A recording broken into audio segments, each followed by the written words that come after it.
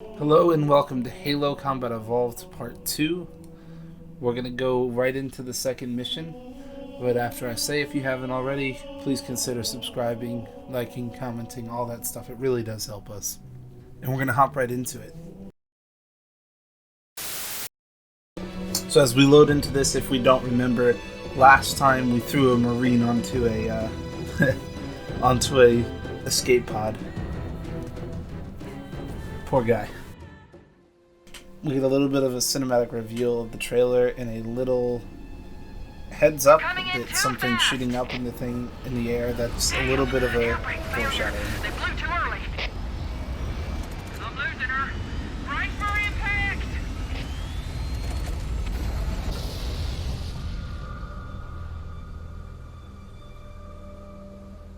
Chief? Chief, can you hear me? At last. Are you all right? Can you move? And then here we go. Here are all the Marines dying, The others. including the guy that we threw in. Except I can't find him ever. Anytime I do this, I look at all the Marines, and none of them had the bandana. But I threw a guy in who had a bandana. So I'm gonna assume he's a spy. Detected multiple Covenant drop But in ships any on case, approach. hopping into the level Recommend design moving here, into they these hills. do If we're lucky, drop you the right Covenant into will the believe that second everyone level aboard this with lifeboat lots died of in a crash. choices. And this is a fairly common tactic in most Halo games.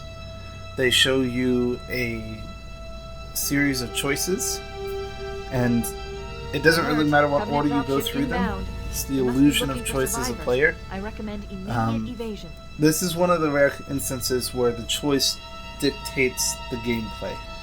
If you engage the Covenant there and fight your way up to that waterfall, you'll get a skull. But more importantly, it changes the gameplay that you have. You're not sneaking around those. Here we'll still get pot shot by some Banshees probably, but the gameplay isn't fighting a Covenant dropship. This is a little bit of like a stealth game where you're hiding, and then you can pop back out for quick combat and then hop back in for stealth. Just on the first part of the level, but it is sort of interesting. You don't really see this too much in the later Halos, but I do think it's fascinating that it is in the first one, because that's a very conscious design. But up here we'll get to a bit where we have 3 choices. Right after I waste all of my shots on 3 grunts. And almost died of a grenade. Oh! Didn't see that guy.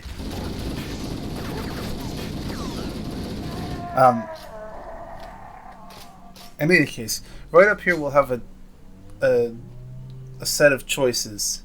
We'll rescue one squad, and then we'll have 3 different opportunities to rescue other squads. And that opportunity, it doesn't matter what order you go through to get to the 3 different squads to rescue them, but they give you the choice of doing whichever way you want. And that really affords the player the ability to feel like they're having an impact on the story, regardless of the fact that it doesn't actually change the outcome of the story. And that type of thing is really important to a narrative-based game. Don't mind me missing all of my shots here. If you can't aim, just smack people with your gun. That's what I do. Thank God, Master Chief. I thought we were in real trouble. It's a mess, sir. We're scattered all over this valley.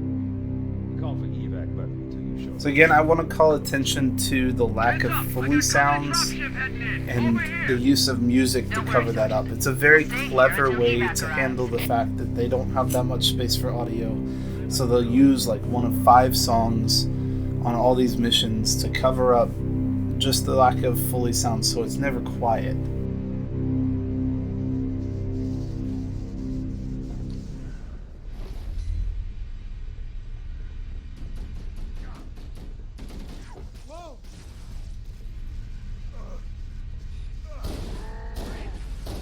Thanks for the assist on that one. Oftentimes in older games, that soundtrack could also double for title music, so you could sort of double dip on some of the audio sounds. And that's a lot of the reason why they did it.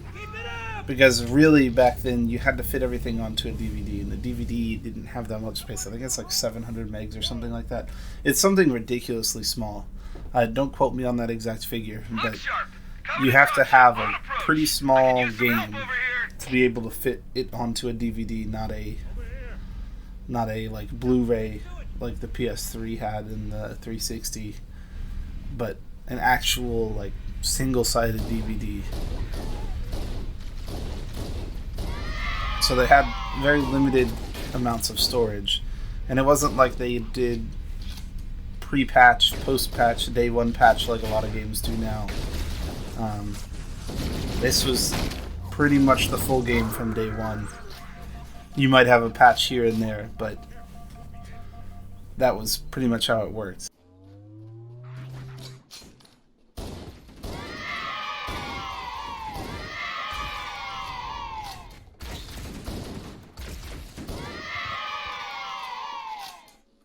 So one of the things I want to call attention to on this level, we're going to be doing a lot of defenses, or like a defend an objective, a barricade style battle where you have lots of cover and you're facing an enemy. All of these dropships here come and drop enemies on the outside of cover.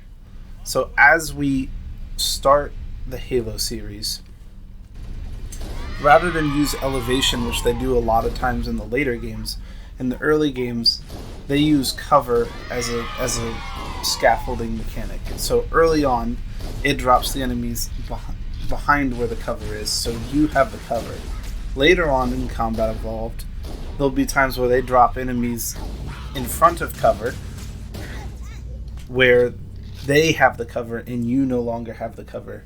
And it uses that sort of dynamic difficulty as the game increases to keep the player engaged.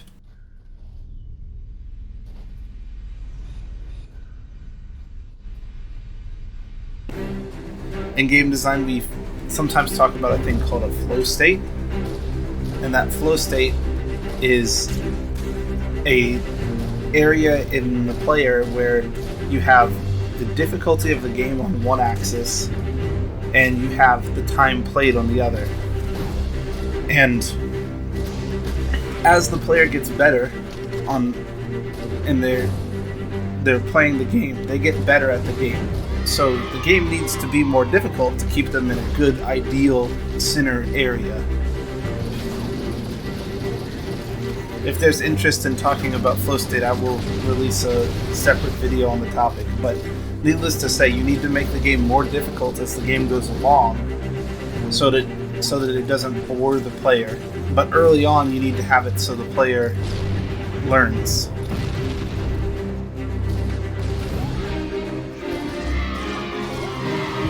Yeah, I hit 2 headshots.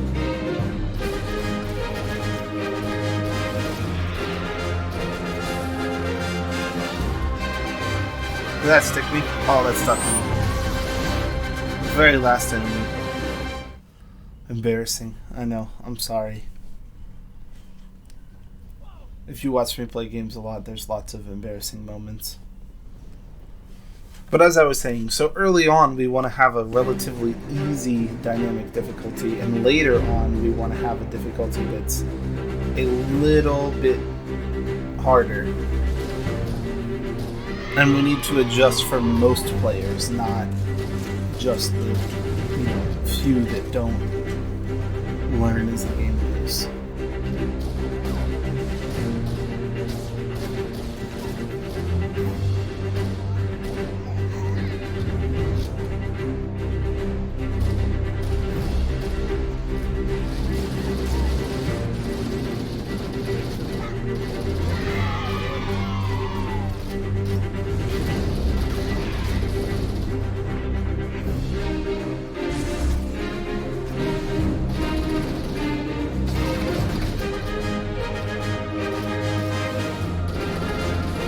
I was focusing so I didn't end up dying twice in the same thing.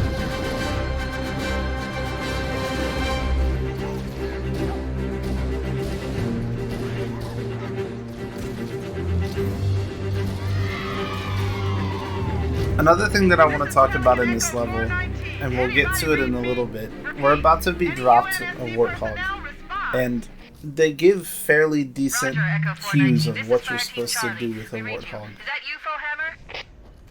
Roger, Fire Team Charlie. Good to hear from you. You'll notice in areas of barricades like this, there's lots of cover, and those objects serve two different purposes. The first purpose is that they provide cover for the barricade. Right on top of them. The second purpose is that they show the player areas to slow down where combat's going to happen. So, when you're in the Warthog, you'll notice time in between these barricade places. There's very few objects that are just sort of thrown about. Whereas when you get close to one of these buildings where you have a barricade battle, there's rocks all over the place, there's a bunch of trees. So I want to talk a little bit about how they give you cues on where to go. There's a very obvious dirt path going off to the right, but let's say that we don't see it. We can go up here and we'll eventually just fall off and die, I'm pretty sure. But see how there's a big rock blocking our path? Like, hey, maybe you shouldn't be going this way. You come across a couple trees, like, no, really, you really probably shouldn't be going this way. You see like a cut and then it's like, oh, there's nothing here. I wonder if we'll survive this. Nope, I fell through the map. Interesting. There's no hitbox on that. But here, if we go down the dirt path, like, yes, there's a big rock, but there's also this dirt path that's really like directing you, like, hey, you might want to go this way. You see the rocks over to the left, but over to the right where we're going, there's nothing there. This cave is not a natural formation. Someone built it. And then here we're back to the corridor where it's a lot easier to go, and there's very little guiding that they need to do on a corridor. So you'll see that this is actually a relatively low polygon area. They use a lot of normal maps to provide detail, but like each section of the thing, actually, I think there's a lore thing down here. So did I just? Yep, I did. My bad, Marine. My bad.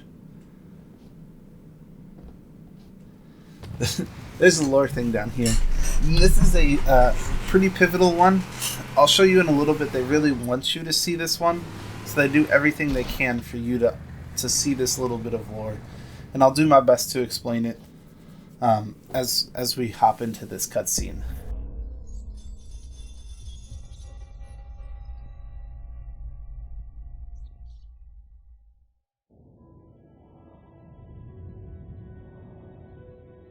Experiencing such a mixture of anticipation and dread. All preparations are complete for my installation.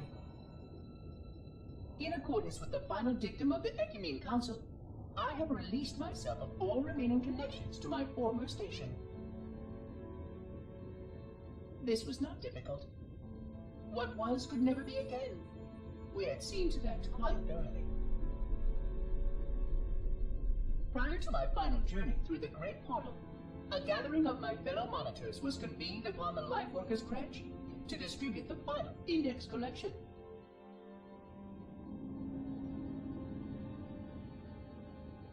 It was most unusual to have this vessel of rebirth play host to such an event, even though Lightworker ships were the only ones still allowed slip-space formations. Lightworkers were responsible for getting us to our places on the active facilities of the array. While all of this was in accordance with the plan, one entirely unsatisfactory breakdown remained. We had no contact with the domain.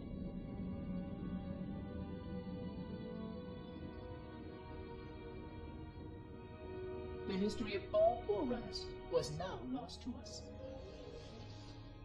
We relied upon the permanence of the domain to preserve our record of the events that led to this point. But without that record, would future civilizations know anything about us?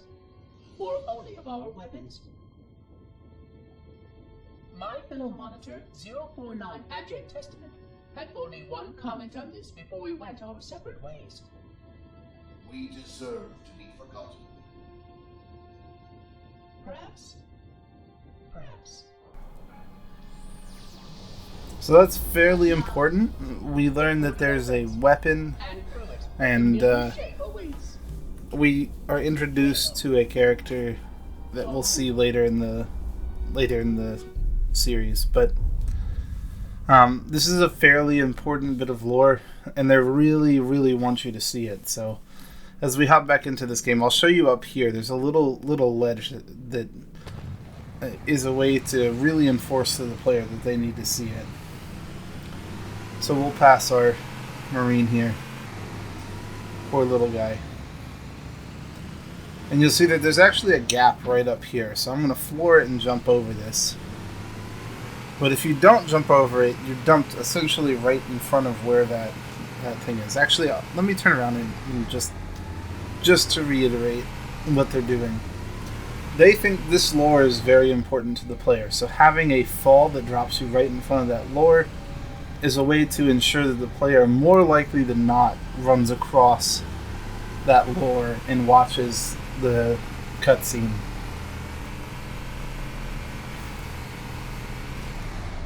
And then immediately after this, I love this. I'm just gonna jump off just to show it, but immediately after that, they have an example of where flooring it is not a good thing. And this causes the player to think and have to deal with what they're doing. So, it's a way to enforce that the player doesn't just go on autopilot. They have to learn from the things that they are doing. So there's some enemies on either side that we need to kill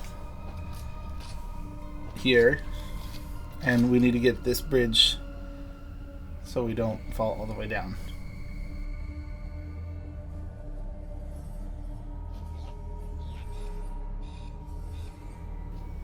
Oh, I can't jump up there.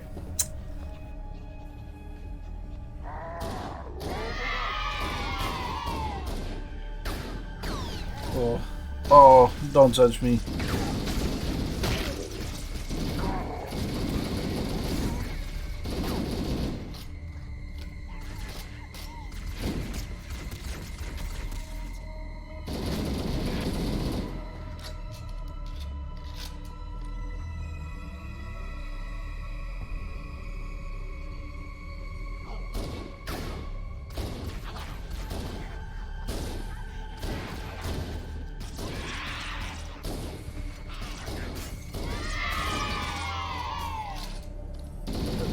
I got him.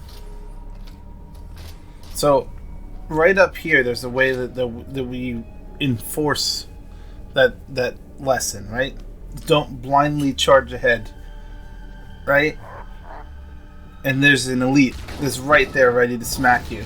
And you can see that even if he gets pulled out a little bit, he goes right back to hiding. This tells me that he's intentionally designed to be a trial there. He is designed to say, hey, you just learned this lesson. Don't floor it and go brain dead, power through. Did you actually learn that? Plus, then we get this really cool cutscene where they open up the bridge and it looks awesome.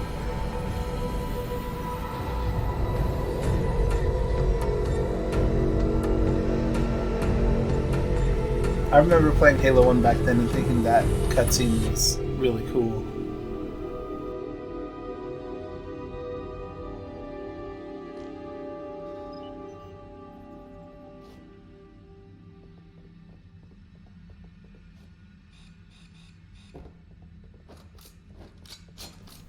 Notice the lack of variation with the guns reloading sound. You'll notice in modern day shooters that almost always they have separate reloading sounds just so it doesn't sound super repetitive.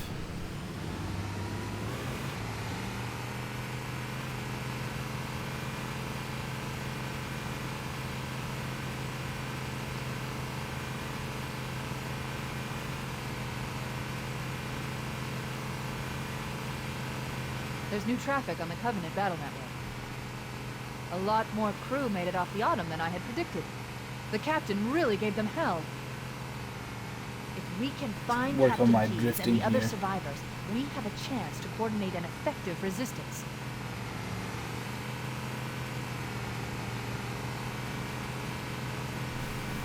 Notice the loading done. This is because they're loading all of this stuff out here. This is one of my favorite, like, moments in Halo. Often in cinematography, they'll run a highlight music thing as you crest a hill to see a large event. So as we come up here, we get this big crescendo of the music, and we're introduced to the ring, and then this thing shooting up into the sky.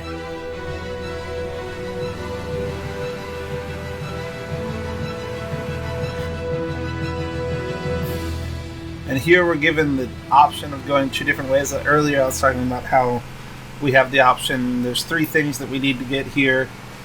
We can do the 3 in any order that we want. So I chose this order because that's the freedom the game allows me to have.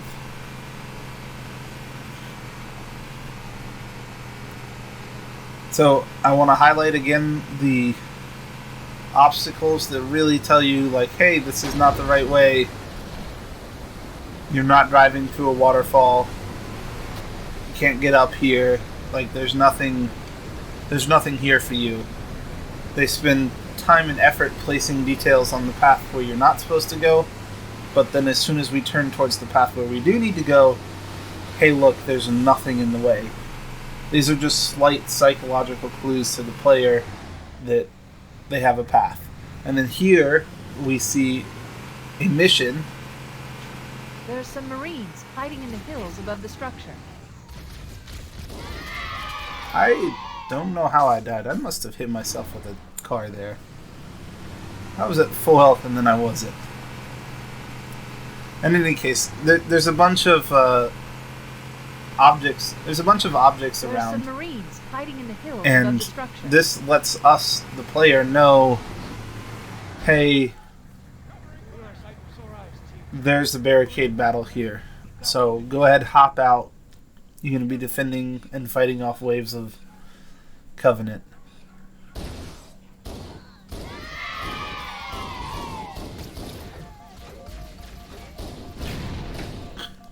I don't always miss all of my shots. On occasion I get lucky and hit one of them.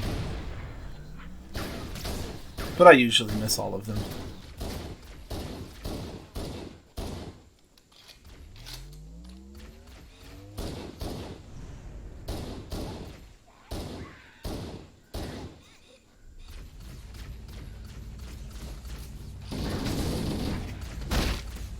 It's such a satisfying sound in Combat Evolved for the beat down.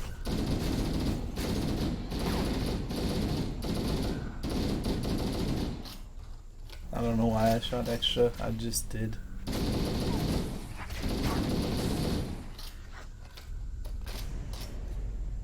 So there's the thing being shot up to the center of the ring. We don't know what that is yet.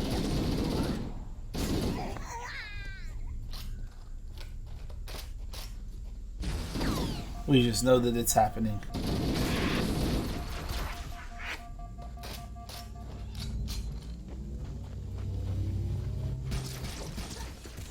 Oh, hello.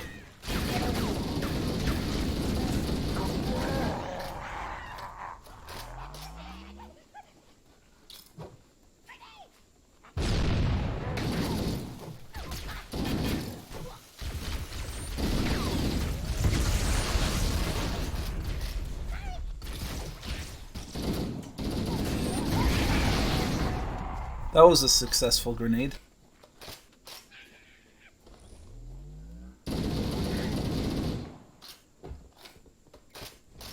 Echo 419 to Cortana. Come in. Alright, so this is one of We our read you, Echo 3 419. We have survivors and need immediate dust areas done. Roger, Cortana. On my Notice way. the amount of barricades. No matter which way you fight this fight, whether you're in the center or the sides, there's always going to be cover for you because of the amount of objects around. Hard to see from my altitude, but it looks like there are more survivors. It looks like we get an audio cue that we have 2 different ones to go to up here. Later on I'll show what happens if you sort of ignore the audio cues and just don't go. It gives you a visual cue, but initially it wants to give you the audio cue. Oh, he's got like the automatic sniper rifle that Marines have. I want this sniper rifle in PvP. It's the same sniper rifle, but just seems a lot better than the sniper rifle that I get. So again, notice the lack of things in the correct path. If we look back, we see all the different objects saying, hey, there's something here. As we're going forward, yep, this is the correct way. Little psychological cues can go a long way towards directing the player where to go. Also having lights to show off. See, that's what I'm talking about. Look at that sniper rifle. Maybe they took cover in that structure. Let's check it out. Maybe I'll leave this guy up here. I think I might leave this guy up here.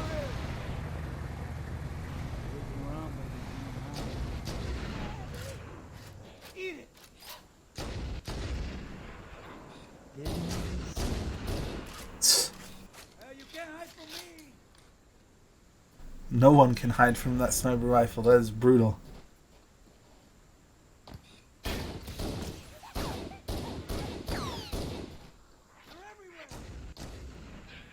And I failed to jump.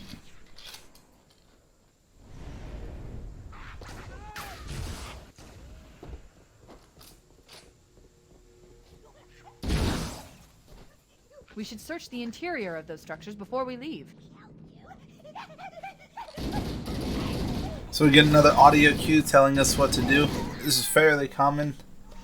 They want the player to feel like they're figuring it out, but they do want to provide some assistance, even if it's direct. So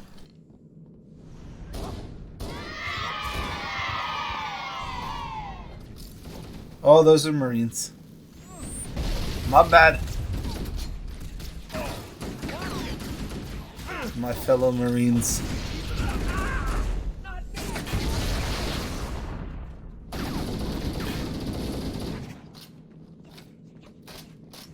There's definitely dudes around here.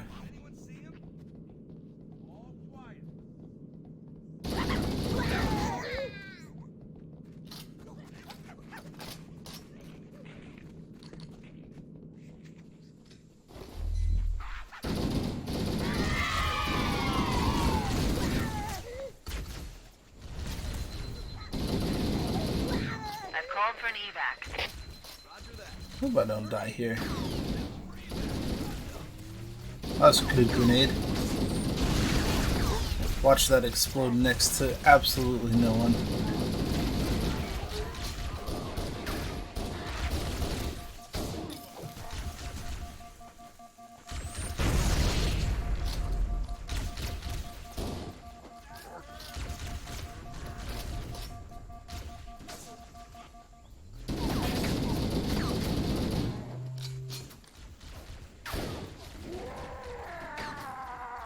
Yeah, sniper dude, helping out.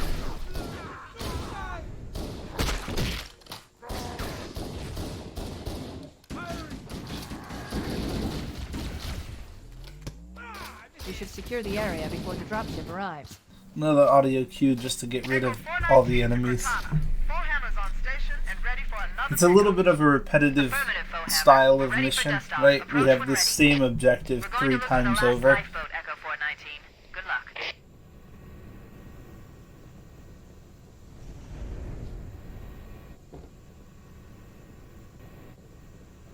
But again, we're in a barricade situation, and we have lots of. I just noticed that is not the greatest model in the world. In any case, we have lots of materials around. They have a perfectly good tree model, and then they have. Never mind. Lots of barricades around, so it just signifies to the player yet again. This is an area to stop and explore and potentially do something. Are we gonna get a gunner? Let's roll! I killed my last gunner. I'm not sure you want to say let's roll. I did. I rolled right on top of him.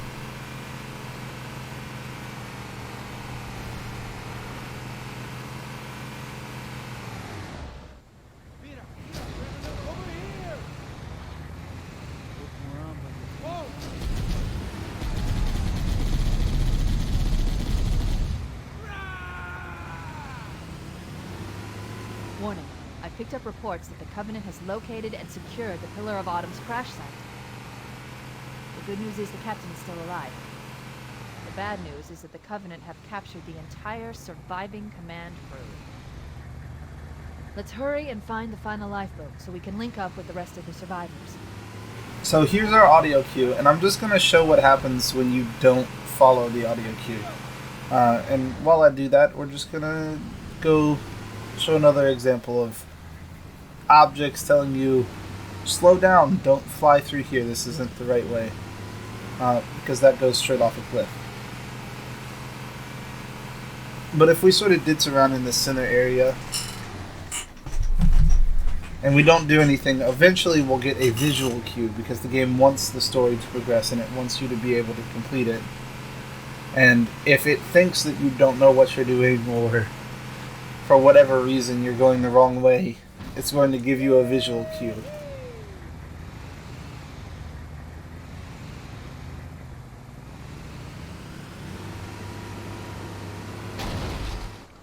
Odd hitbox there. Any moment now it should give us this visual cue, so we can go off that way. The last lifeboat is in the mountains near a rock slide. So there's the visual cue. Pretty standard game procedure where you try to give audio cues, get the player to feel like they're doing it themselves. But then if they aren't really doing that, then you do it yourself. Let's do it! I was gonna kill him, but Mr. Sniper Rifle guy, the automatic sniper rifle with perfect aim, just kind of wreaks havoc.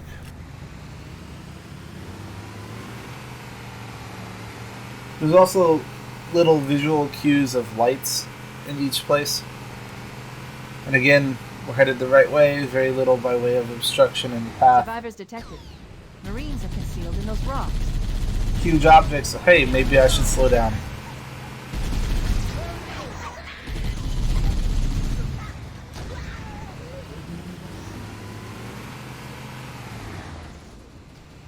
And leave this Mr. Sniper Man in a good spot.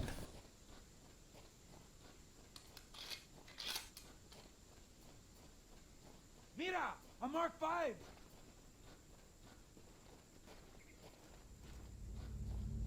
Feel like they reuse models.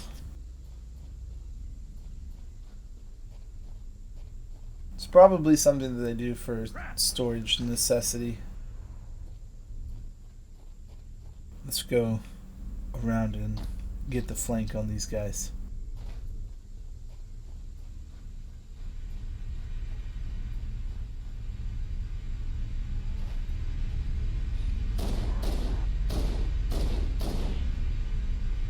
Kobe. And I missed. I missed again.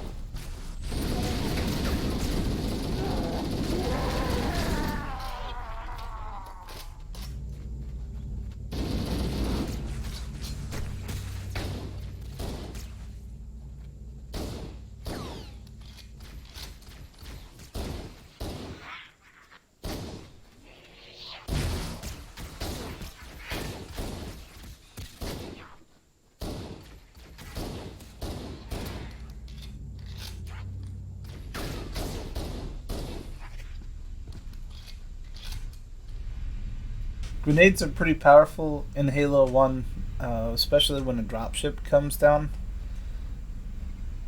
Just like we have limitations on the polygons and things of that nature, we also have limitations on the AI. And the amount of code that's required for something to activate can be a bit overwhelming on older architecture, where it's just not that fast. So early on, actions are very effective against the dropships because the AI still haven't done their A-star algorithm to figure out where they're going, figured out who their enemies are, and then gone through all their essentially like start mechanics. So you notice that they very rarely dodge coming right off the ship. And that's something that's pretty much only in Combat Evolved.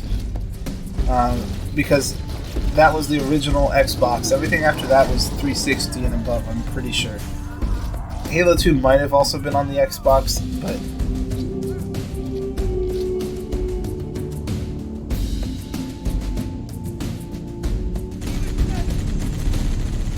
see if I can't get a grenade here and show you what I mean.